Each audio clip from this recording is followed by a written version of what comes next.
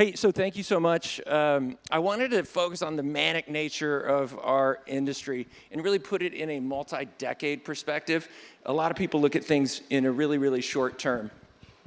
When we launched our first funds, the entire market cap was $1 billion. And it seemed to me that it was the most compelling asymmetric risk-reward trade I'd ever seen. It's up 3 orders of magnitude, and I still feel exactly the same way.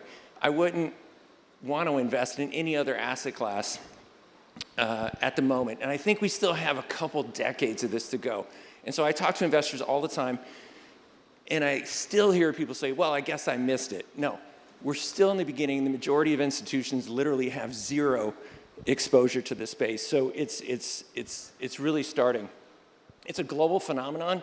We've invested in 30-something countries. I actually am glad to be here in the UAE. I think they have a fantastic regulatory regime. They're encouraging blockchain to happen in their country. The largest investment we've ever made is based in the UAE. We're a large investor in Telegram's TON token. We also are investors in BitOasis and some other companies in the region. I wanted to start out with just keeping a perspective that manic stuff happens in our industry all the time, but it just keeps going up. This is a 12-year log chart of the history of our investing in Bitcoin and blockchain. It's pretty consistent. Yeah, there's some bubbles, there's some bad things that happen, but the perspective to keep is we've been through 3 massive bear cycles. This is our 4th bull market in those years. On all these kind of weird things like we're experiencing now, there's a lot of geopolitical strange things happening. They're not unusual. We've seen that before. I did want to make one comment on tariffs. Tariffs are driving a lot of the news, driving a lot of the market cycles. Buy local. We've tried that. It's called the Middle Ages. It's not a good way to run the world economy. The graph on the left I think is fascinating. That is the proposed tariff regime in the United States, way bigger than the 1920s, just off the charts. In my professional investing opinion, that's either not going to persist, or if it does, it will have a huge impact on other asset markets. But the thing I want to stress is I think blockchain is separate from that. The global trading system's like a meticulously built Swiss watch. If you try and kind of rip it all up overnight, it'll be value destroying to things like stocks, bonds, all those kinds of typical assets. The average of economists' polls currently is if these stick, it'll raise inflation by 1.5 percentage points, and it will reduce GDP growth by 1.5% as well. So all of those things are really bad for normal risk assets, and that's what brings us to a point that we've been making for 12 years, super important, is the separation of money and state. If you go all the way back, gold has been a great currency for 5,000 years. Gold is not controlled by any prince or president or any government. Then we tried an experiment in fiat paper money. Hasn't worked very well for most countries. Even the United States has 3% depreciation of its currency every year. It's a multi-decade thing, but I think the experiment in paper money is coming to a close. People are going back to hard money again. People want to invest in things that you cannot quantitatively ease, that you can't just print more of anytime you have a constituency that wants more of it. And if you think about it, ever since the tariff turmoil has happened, the only things that are up are stateless currencies, gold and digital gold, Bitcoin, and everything else is down. And I think that's a really important point for us. We've been making it for a long time, but the whole kind of tariff stuff is really changing that. So one of the apps that's incredibly powerful already in blockchain, stablecoins, so it takes all the beauty of Bitcoin and other cryptocurrencies and removes the volatility, because there's a lot of users out there that want to use all the benefits of tokens, but they don't want the currency volatility. It's allowing literally 5 billion people on Earth to access the financial system of the world, which is really an amazing accomplishment. There's already $250 billion of demand for stablecoins. And the hugely important point in this time of kind of geopolitical stress is it takes people's money away from the control of banks, governments, all that. Anybody with a smartphone can operate a stablecoin.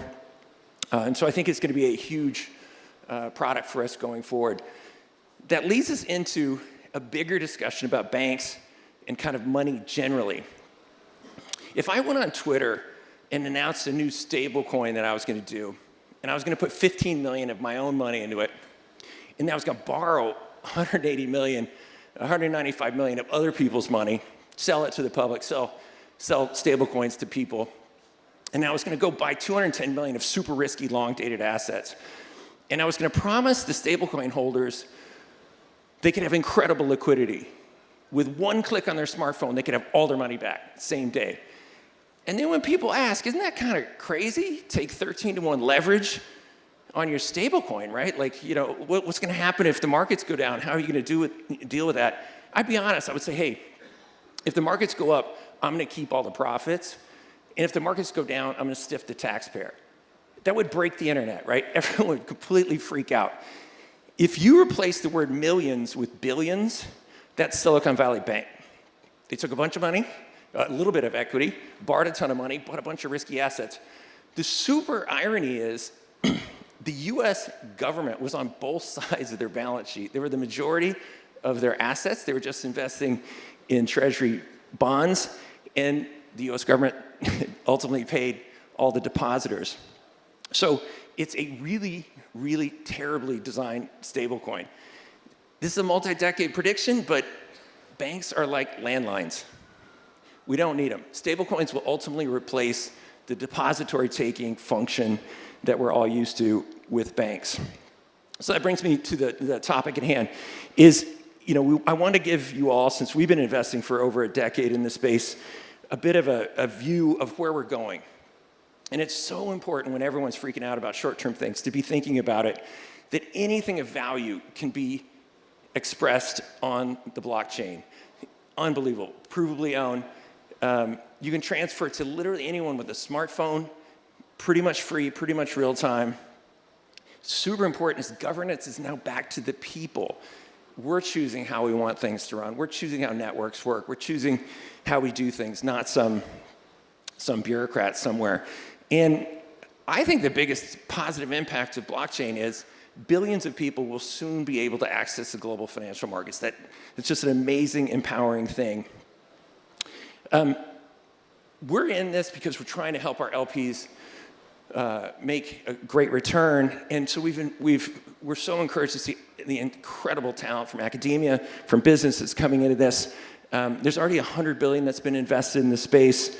There's about 500 million people that are using blockchain already. I think that has been growing in order of magnitude every 2 or 3 years. I think that'll keep growing. The reason we're excited about it, the total addressable market, as investors like to say, is staggering. Crypto's still only about $3 trillion. The markets it's going after are literally the biggest on Earth. Tens of trillions, hundreds of trillions. And blockchain has applications, usefulness in essentially all of those different things. And the reason we're really excited is it feels like, we've been in the space for 12 years. It feels like there's some really, really big things going on. The first one, over the last 3 or 4 years, there's been massive headwinds. Regulatory uncertainty, all kinds of really bad things were happening in our space. A few years ago, a bunch of over-levered projects blew up, and just all kinds of really bad things. It's literally 180 now. Like, all those things are in the past, all kinds of really good things. Previous panel was talking about the scalability. We've been invested in Arbitrum, Starkware, Blockstr, a bunch of projects that are massively scaling blockchain. So our view is it's kind of like the dial-up to broadband moment. I'm old enough to remember 8K modems that were like screeching and the internet sucked. Now there's so much bandwidth, it's great. That's the same thing that's happening with blockchain. It was not that functional, and now it's getting very functional. One of the transactions that's happening right now that I love, I've been waiting for 12 years, I think digital gold is now overtaking old school gold. So the flows into the Bitcoin ETFs, massive records, way bigger than any projections. There's been 30 billion more money go into Bitcoin ETFs than into gold ETFs, even in this rally. Bitcoin has a predictable schedule of issuance, whereas they keep digging up, more gold. And then a huge one is the United States has a strategic Bitcoin reserve. This is so important. The US already owns 1% of the world's Bitcoins. Countries like China own about that as well. I think the GCC countries here in the Gulf are probably going to be accumulating. Some of them already officially have announced that they're buying Bitcoin. I think within the next few years, there's going to be essentially like an arms race to get into Bitcoin strategic reserves, both with countries that are aligned with the West, and then the ones that are adversarial will realize it's very difficult to have your entire country's savings. Like China, for example, 1,000 years of savings are saved in US Treasury bonds. If anything bad happened, the US could cancel those. That is a very strange way to protect your savings. Protecting it in Bitcoin, I think, is much better. And then the US has 11 million years of workers' wages buried in a stone pyramid in Kentucky in gold. That's obviously very antiquated. That's what the pharaohs did 40 centuries ago. I think that'll be transferred into crypto, Bitcoin, over the next few years. And the excitement that we have in investing now is there's just so much happening right now, so many good things. Products that we've been working on for years and years and years are really finding fit now. And what I would say, so there's a couple stats on how blockchain is really, really taking off and actually being used. 250 million people are using a wallet every month. It's just seems inevitable that within 6-7 years, something like that, 2.5 billion people will be doing it. That's how many people share photos on Facebook. Financial inclusion seems more important. So I think that is going to happen. A really good example of product market fit, they just mentioned Solana on the previous panel. They had 3.2 billion in revenues, and they're trading at only 20-something times revenues.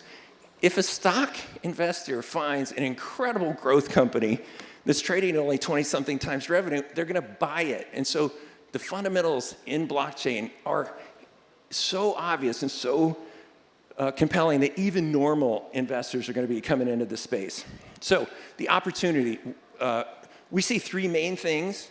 We're trying to find gateways to make it easier to use.